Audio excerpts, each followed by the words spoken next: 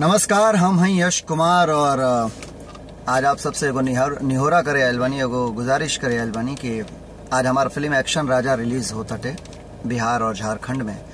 तो रहुआ सबसे निवेदन बाटे, जितना भी हमार भोजपुरिया दर्शक लोग बालो, जितना भी भोजपुरिया भाई लोग बाड़ा जा, बहन लोग बालो, चाची लोग बालो, काकी लोग बालो, सब जनी से निवेदन बाटे कि हमार फिल्म एक्शन राजा पूरा परिवार के संगे देखे जाही सभे और अपना यश कुमार के बहुत ज्यादा आशीर्वाद और प्यार देही सभे।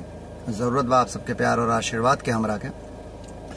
एक्शन राजा फिल्म में हर खासियत बाटे, हर खूबी बाटे जौन आप सबके पसंद आई। जेकरा के एक्शन पसंद बाटे ओकरा खातिर बहुत बड़े लेवल पे एक्शन बा। एकर ट्रेलर देखी सब है यूट्यूब पर बाटे, एक्शन राजा ट्रेलर। तो आप सबके लागी कि यार कमाल के एक्शन एकर बाटे। जेकरा के गाना पसंद बाटे ओकरा खातिर गाना भी एक से बढ़ के एक गाना बाटे। 2-3 गो गाना तो हमार बहुत पसंद बाटे। में एगो गाना बाटे में कि साड़ी के पिन गई लटक झटक के जाई न जी, एगो ई गाना बहुत बढ़िया बाटे। और ओकरे बाद से एक गाना बाटे जौन आप सबके गुदगुदाई, रोमांच देई, मजा देई। संजय श्रीवास्तव जी का उम्दा डायरेक्शन है इस फिल्म में। कमल किशोर साहू जी ने कमाल की फिल्म प्रोड्यूस की है।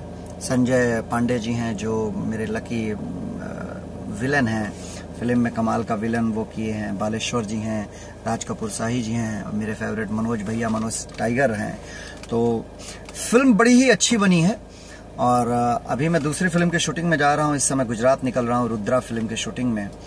तो आप सबसे निवेदन है कि मैं अगले हफ्ते आऊँगा आप लोगों से मिलने बिहार में। अब इस फिल्म को ज़्यादा से ज़्यादा प्यार दें, ज़्यादा से ज़्यादा मोहब्बत दें और फिल्म के पक्का देखा जाए जाके, ताकि यश कुमार के फिल्म देख के आशीर्वाद दे सका जा। धन्यवाद। यश कुमार के प्रणाम बा आप सब।